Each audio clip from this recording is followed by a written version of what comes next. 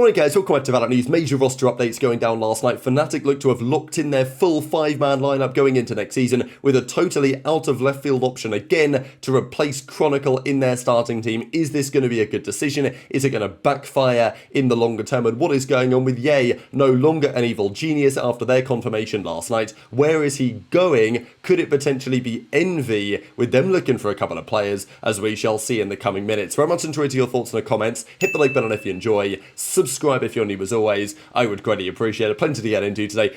Thought this was pretty funny actually from Kane0. He puts out a couple of highlights. And one of these highlights here, he blurred out the scoreboard, or he blurred out the kill feed because it was a scrim or something against a various team. The funny thing is that he went all the effort to blur the scoreboard at the top right, but then right at the end of the clip, he ends up bringing up the kill feed anyway, so you can see exactly who he was playing against. So thought that was rather entertaining. But let's dive into the drama because MIBR, they're going to get Mazzino. We know the team now. Aspas, Zekken, Mazzino, Verno, and Tex rounding out the team. Apparently a deal has been made with Crew Esports for the transfer of Mazzino. Look, Aspas is cooking something over there. I think watching that team's matchups against, the likes of an NRG next season is going to be very entertaining indeed. Speaking of the Americas, we also have another big update. Now, this was rumoured the other day, but it felt a little bit out of left field. But no, this actually is going to be a thing, we believe, that EU to Furia. So he was spotted trialling with them the other day, and we were like, oh, that seems a little bit interesting. But we know that 100 Thieves are taking a different direction. They're moving on from a couple of players, probably looking to keep a couple of others. How will they round out their team? It's still somewhat yet to be determined, but apparently EU is on his way to Furia. This is what we think that roster's going to be. Alim got the offer there as well. We think he was maybe trialing with Cloud9. That didn't happen in the end. So Alim, Artzan, EU, Nerve, and Koala Noob. So I will say it's kind of all over the place, right? Like, it's a very strange team. It's not what I would expect. And also it depends on what flags people represent in all this, because technically they're not bringing in like 3 imports. So, it is what it is. But Furia, they're definitely cooking something, right, for the upcoming season. I actually like a lot of the individuals on this team. It's just such a strange composition, right, from Furia to go this way. I think it's probably worth a go, because at this point for Furia, what do you really have to lose? You've been shocking for the last couple of seasons. If it continues in that vein, they're not going to keep their partner spot, right? Like when Riot renews everything for 2027, it's pretty unlikely in this scenario that Furia will get to stay if they continue their results for the last couple of years. So this is probably a good thing to try. They've got some talent on the team that I guess they've managed to get away from some other organizations that may have been interested. Is it going to make too much difference? I guess time will tell.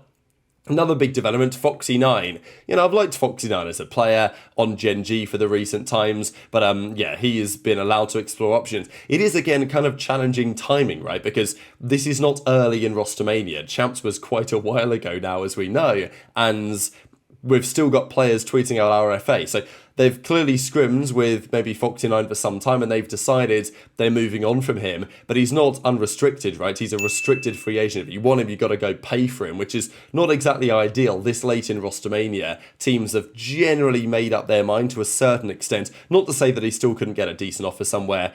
I hope that it happens.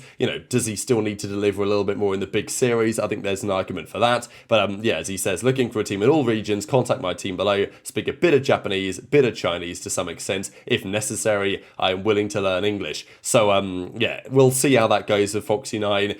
Let's talk the Americas though again, because we talked about G2 yesterday, and there was quite a lot to be said about whether they could make a change, whether they would make a change, whether the team would look to, or whether they could get some players poached. Now, the reason why I wanted to go through this is because if we look at their tweets in the last couple of days, we see one of Josh RT, the coach, we see Jorgamo, we see Jonah P, we see, of course, this is Leaf, we've got Trent, and then Valin as well, and Baby Bay. So they've tweeted pictures of all of their guys, and the read between the lines is that, okay, they're probably re-signing all of them, and so there were rumours that they were looking to potentially get some of these guys to go, and their contracts are over, but will likely be re-signed in some form.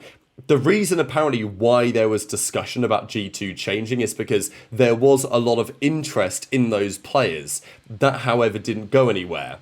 So this is very interesting that MIBR were looking at Valin and Trent. Now, this is actually actually makes a fair bit of sense, because there was a bit of talk a few days ago. I remember when the rumours first broke about Aspas and Zekken and probably Verno to stay on the MIBR team as to what they were going to do with the rest of the roster. But maybe it wasn't going to be Verno after all, right? Maybe they were looking at Valiant and Trent as a duo, because I remember some tweets to be like, oh my god, this MIBR team is so unbelievably godlike. There's just no way anyone's going to compete. You look at the actual roster they've ended up with Mazzino, Verno and Tex, and it's like, yeah, it looks like a great team.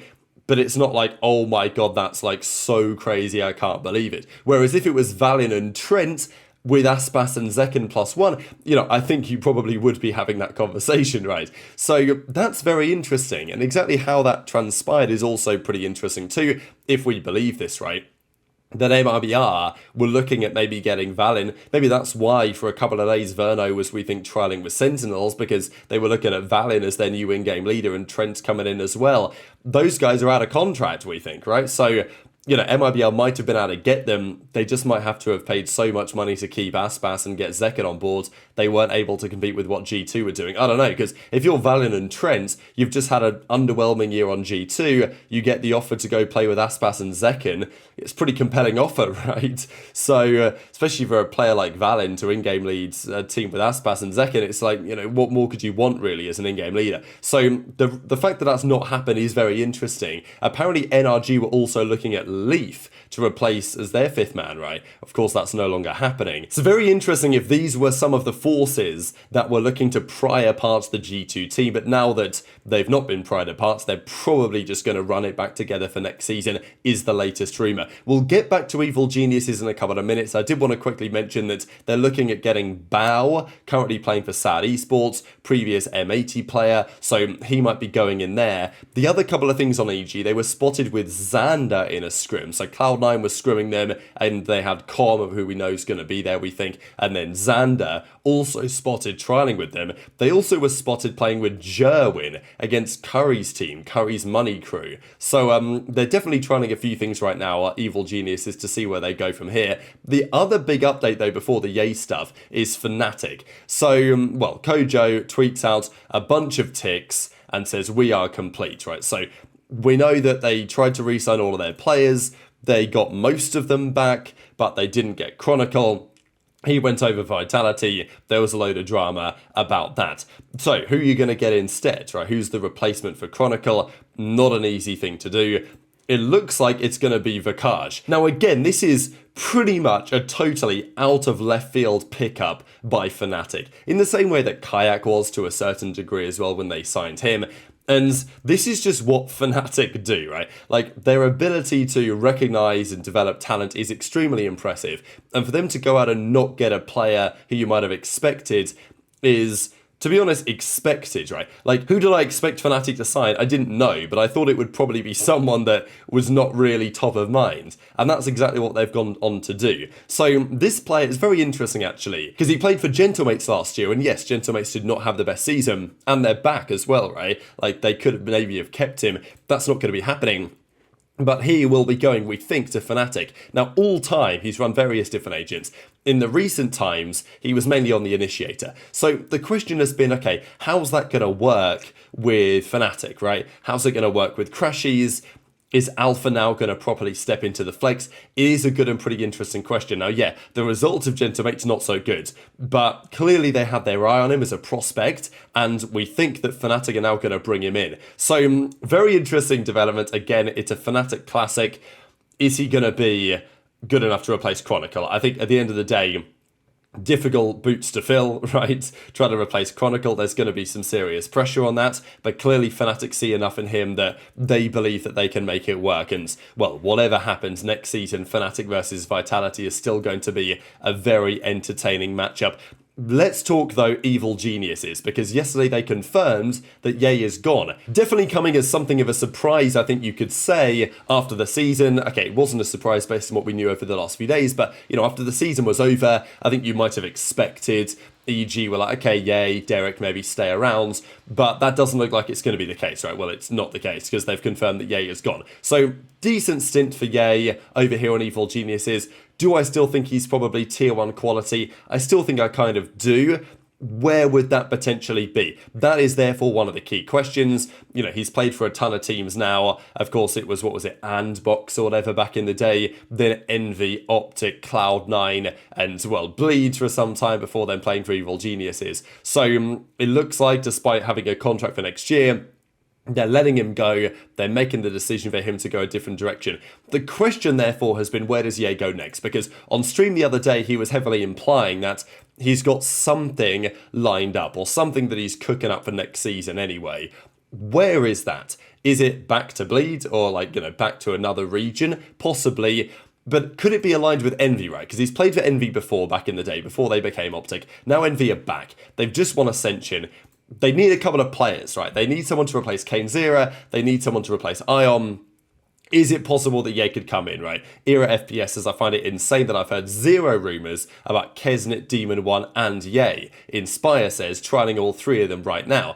Now, look, is this a troll? Probably yes, just because what are the chances that number one, they are trialing all three, and that number two, Baby J would just decide to say it on the timeline? Probably quite low, but it's definitely plausible they would be at least looking at or considering one. As I say, there was a rumour a good 2-3 months ago now that if Envy did qualify through Ascension, they would look to pick up Demon 1. But now Ye's on the market as well, so, and we know that there's history there with Envy, so there is something to definitely be said about that. Now, yeah, Inspire probably just trolling the timeline for now, but it doesn't prevent that necessarily happening in the coming weeks. We also get this from Ye, who says, any recommendations for personal trainers in the LA area? So, again, it is great bait, great engagement farming, but, you know, Ye's trying to make it pretty clear, hey, right, like, I'm going to be out in LA for presumably playing the VCT again this year, so, you know, who would that be with, right? Which organization would that be with?